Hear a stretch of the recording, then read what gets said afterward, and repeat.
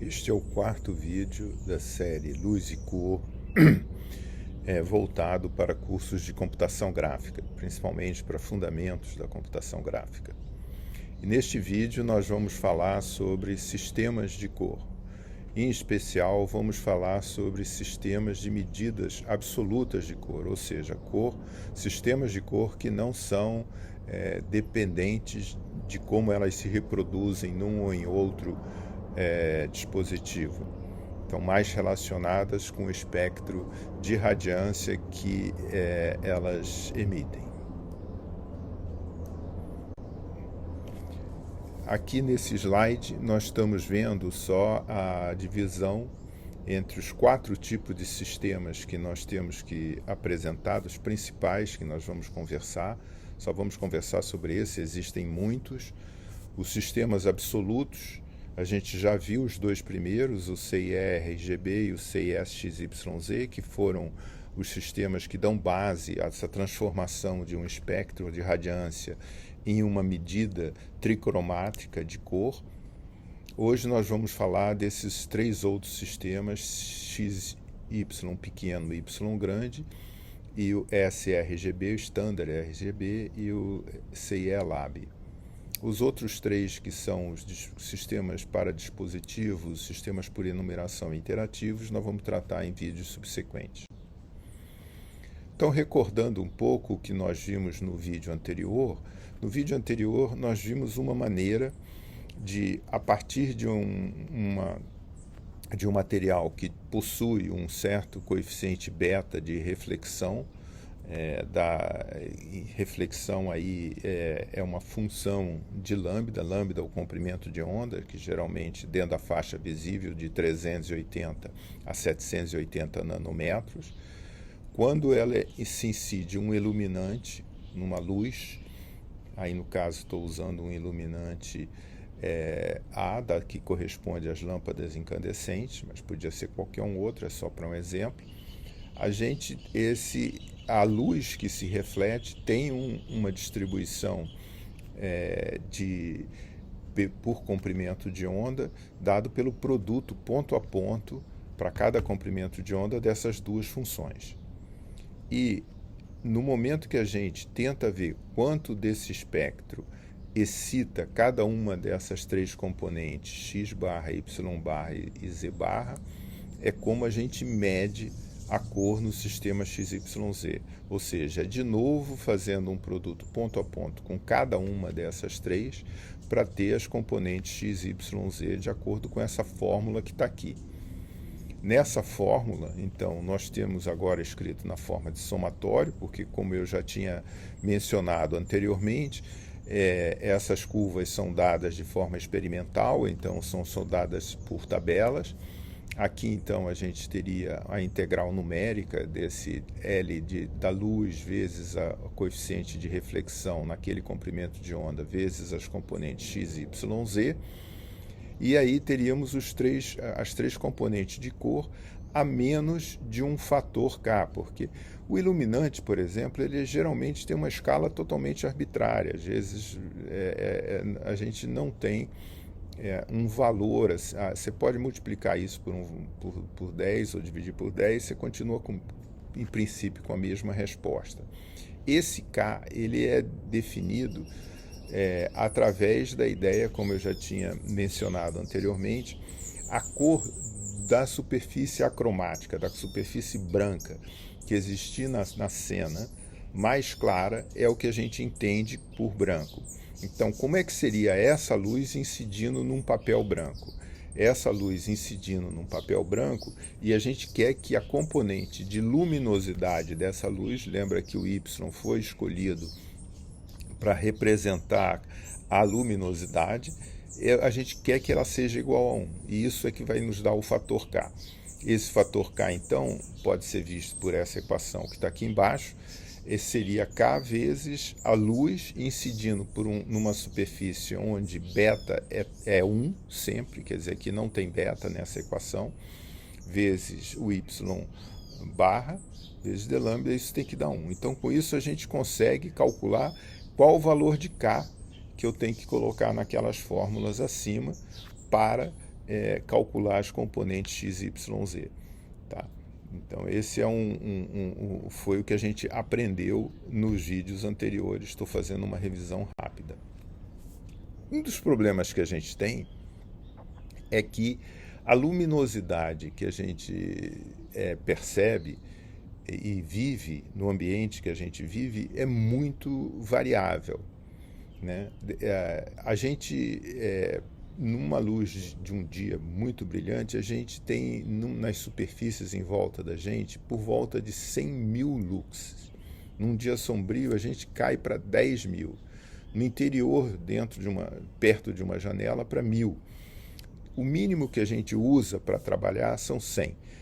Tá? Agora, a lua cheia você tem menos e a luz das estrelas menos ainda, mas geralmente com essas luminosidades a gente não tem a sensação de cor, porque a gente não excita os cones, a gente excita mais os bastonetes, que é aquela luz noturna, aquela visão noturna que a gente tem de meio acromática. Então, aqui na realidade, a gente está falando que nossos olhos geralmente se adaptam para alguma coisa, principalmente assim, quando a gente vê cor, a gente está vendo em alguma coisa da faixa de 1000 vezes, um máximo do mínimo. Tá? Você pensa bem nisso, quer dizer, isso significa que a gente deveria quantificar 1000 níveis, pelo menos, diferentes de luminosidade. Mas não é bem isso que acontece. Quando você tem uma luz muito clara na cena, por exemplo, você tende a ver as outras coisas como escuras. E vice-versa. Quando você olha e foca num local mais escuro da cena, o resto fica como se fosse estourado no branco. Então, agora, isso tudo ocorre, que o mais importante é de ser dito aqui, é que isso ocorre com a contração e a dilatação da pupila, que a gente faz de forma involuntária. A pupila, então com isso a gente não tem uma medida de quanto a nossa pupila está dilatada, a gente não sente isso. Ela se adapta para o ambiente. Então a questão da luminosidade, de novo, vira uma questão relativa a qual é a coisa mais clara, acromática na cena. O olho se acomoda a isso. Ela é a referência e todo o resto vem abaixo dela. Tá?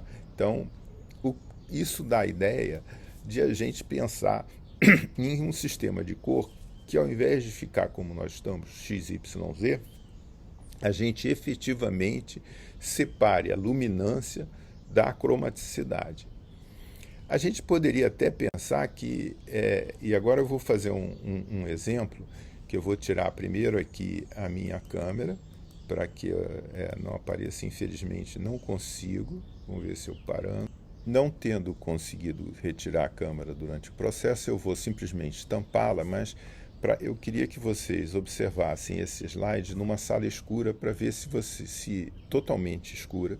O ideal é que a única luz que viesse fosse do monitor, para que vocês assistam a essa experiência. Primeiro eu vou tampar aqui para ver se consigo o máximo de escuro possível.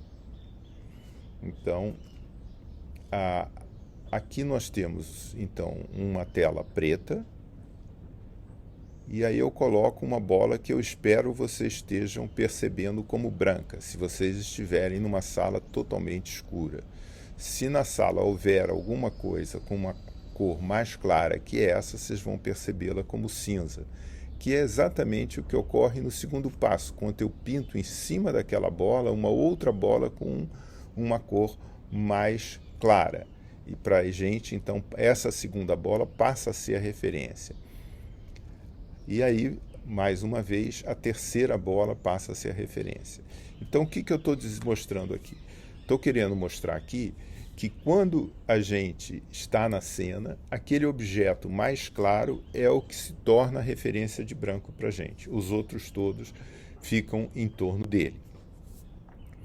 Então, nessa ideia de pegar o sistema do CIE XYZ, que eram aquelas medidas que a gente fez direto do espectro, mesmo tendo escolhido Y para ser uma medida da luminância da cor, a maneira com que o CIE decidiu fazer um novo sistema que separasse luminância de luminosidade foi criar um sistema de letras minúsculas, x, y, z, em que cada componente é dividida pela soma das três componentes.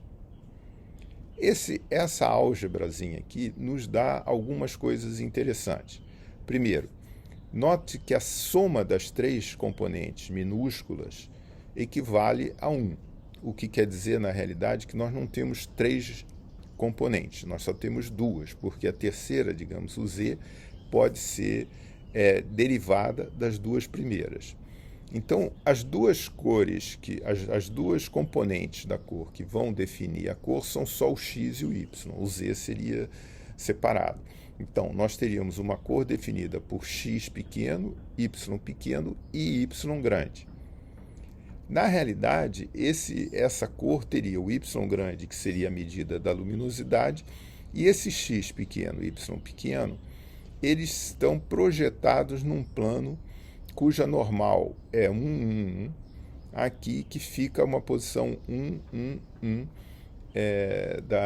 da origem. É essa a equação do plano. É nesse plano que a gente projeta todas as cores. Então a gente tinha um volume de cores e agora a gente está jogando fora uma dimensão e criando uma coisa que a gente chama de diagrama de cromaticidade do CIE, que é esse que está aí.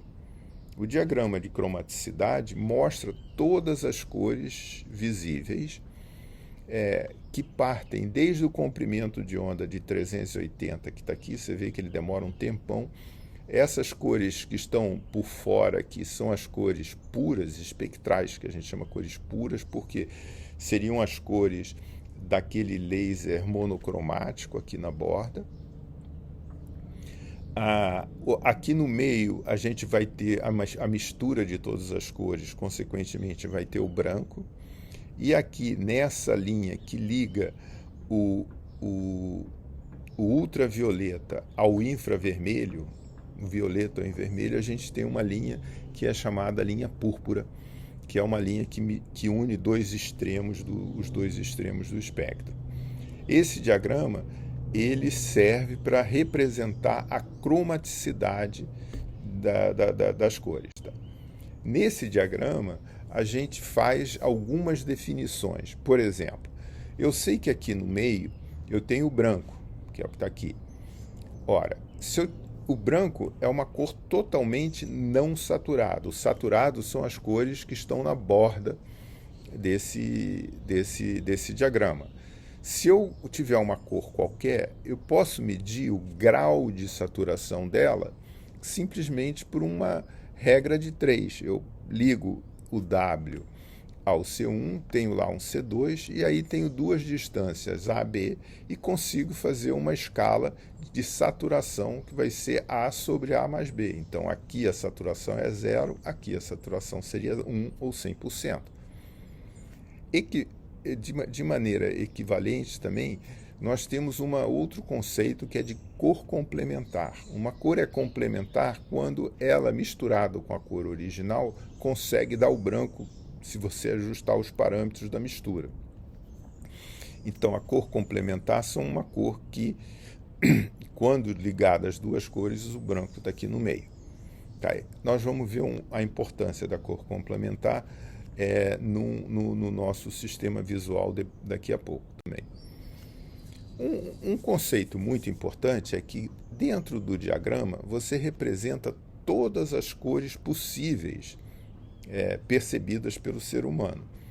Mas quando você tem um monitor, por exemplo, que tem 3 componentes básicas, R, G e B, né? Então aqui estaria o red, green e blue aqui, nós vamos ter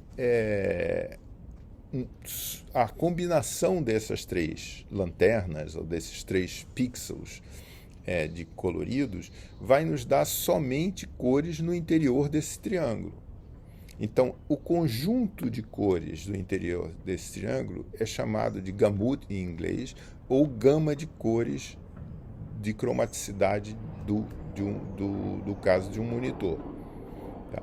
Então, quando a gente tem uma impressora, como é a impressora, nós vamos ver mais tarde, ela não funciona com um sistema aditivo, mas por um sistema subtrativo, que são filtros que são colocados um em cima do outro, ela não fica como uma combinação linear, mas a impressora vai me dar também um certo conjunto. Tá? E aqui você passa a ter as situações, por exemplo, C1 é realizável no monitor, ele aparece corretamente no monitor, mas não consegue aparecer na impressora. C2 não aparece em nenhum dos dois. Então, geralmente, aí existe um mapeamento para o gama que a gente quer, o Gamu Mapping. São processos de substituir aquela cor por uma outra que o dispositivo seja capaz de exibir e que minimize, digamos, esse erro que está sendo colocado aí no problema. Tá? Então, quando a gente olha o diagrama de cromaticidade, que às vezes é mencionado como a ferradura das cores visíveis, você tem aqui, então, vários sistemas. Esses sistemas que estão aqui colocados, principalmente o sRGB, o Adobe RGB e o Profoto RGB, são sistemas para dispositivos tipo monitor. Na realidade, são monitores ideais, são padrões definidos. O sRGB, por exemplo, é um padrão que, se você escolher cores somente dentro desse padrão, você consegue representar na grande maioria dos monitores que estão na web. Né? Então, esse monitor RGB, inclusive esse padrão foi feito, ele é um pouco minimalista, porque ele não representa todas as cores, mas ele evita que, se você usar as cores que estão ali dentro, você deixa de ter que fazer esse mapeamento de cores. Às vezes não é bem isso, às vezes você parte de uma foto, parte de alguma outra coisa que já tem cores fora e você quer representar em algum sistema. Aí o sRGB não seria capaz de representar nesse sistema, ele ficaria restrito às cores que estão desse triângulo. Por isso o Adobe lançou um sistema mais amplo e o Profoto é um sistema mais amplo ainda. Quer dizer, esses sistemas mais amplos, eles são capazes de representar, ter coordenadas neles de sistemas mais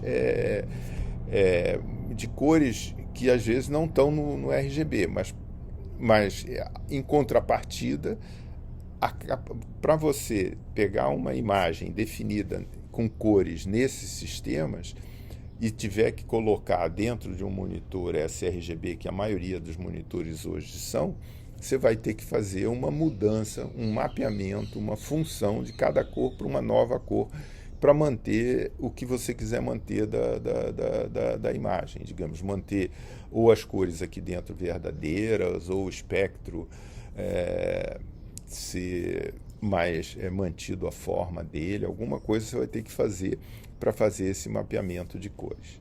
Tá? Geralmente você traz a cor para o branco, porque o branco é onde está em todos os sistemas, tá? É o ponto central de todos os sistemas. Aqui eu queria falar de um outro assunto interessante. Não sei como é que vocês vão ver isso no monitor de vocês, porque aí cada dispositivo tem um processo de correção gama, que é o que eu estou querendo falar do assunto.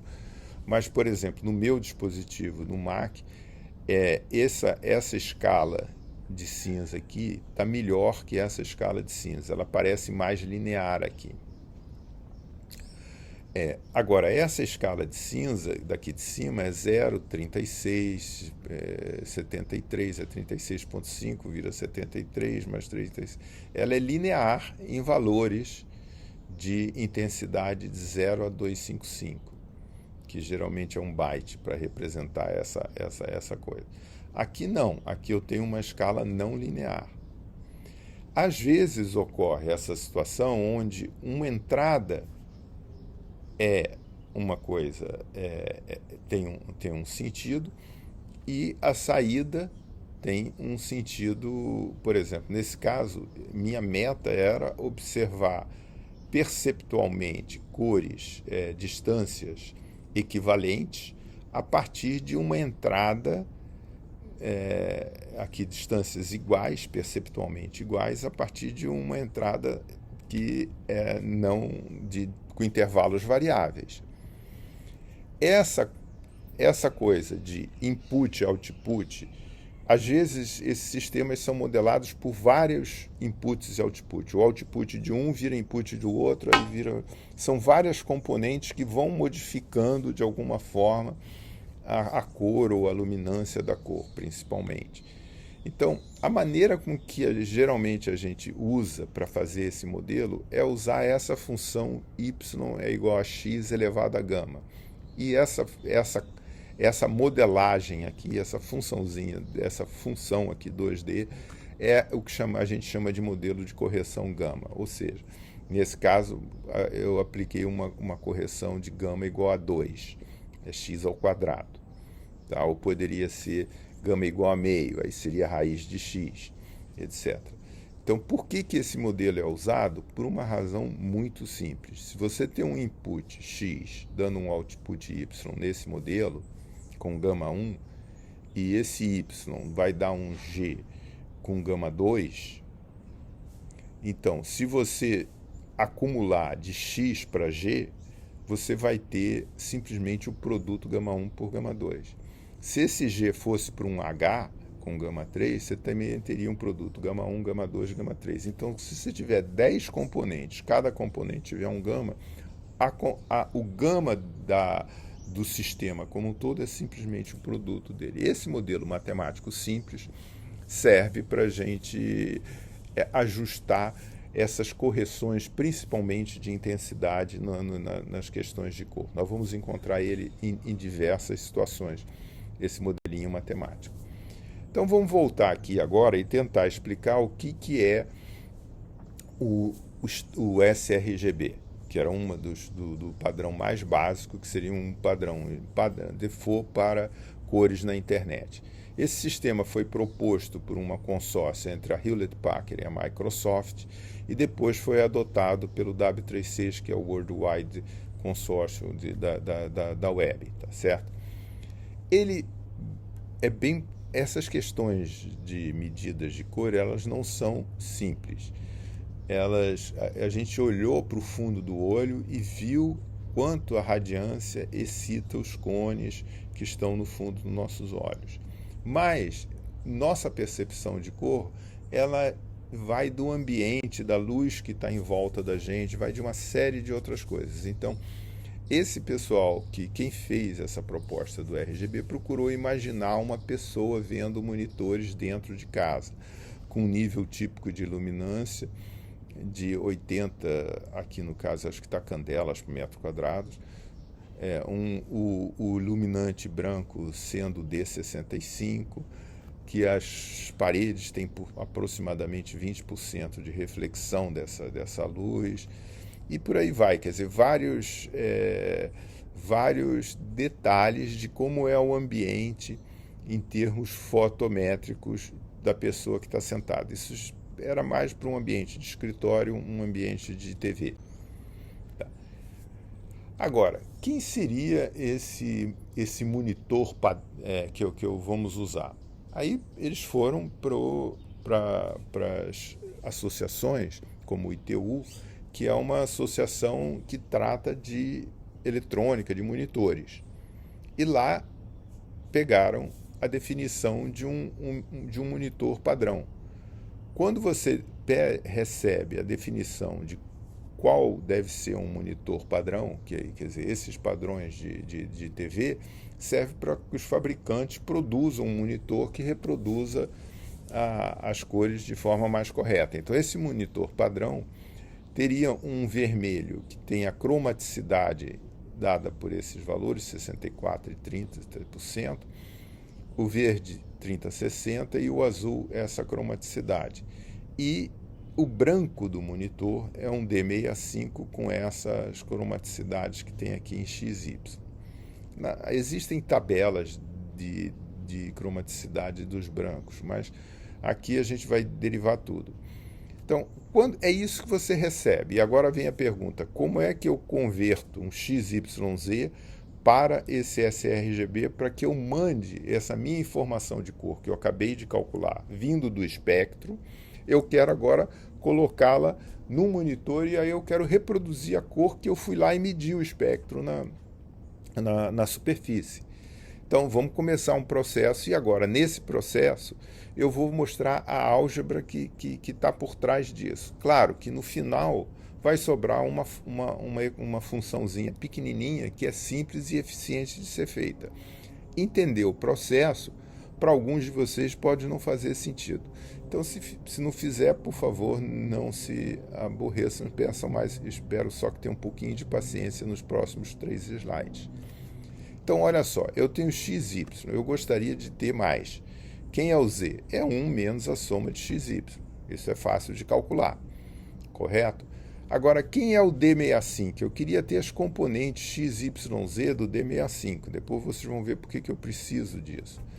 Ora, eu tendo as componentes pequenas, na realidade eu tenho essas componentes XW, YW e ZW pequeno, que é o X que eu estou procurando, dividido pelo somatório dessas 3 coisas.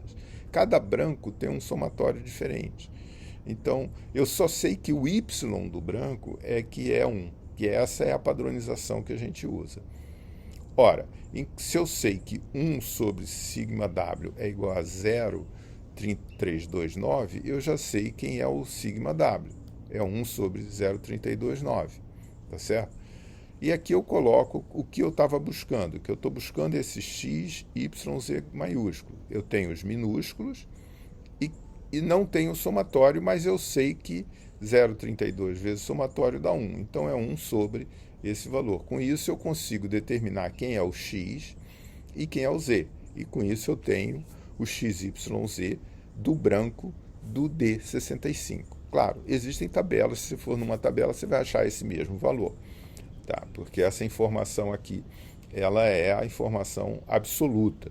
Quem é o D65 é um padrão, é definido por norma, o espectro ponto a ponto, e aqui nós temos a mesma questão. Tá certo? Slide. Tá aqui.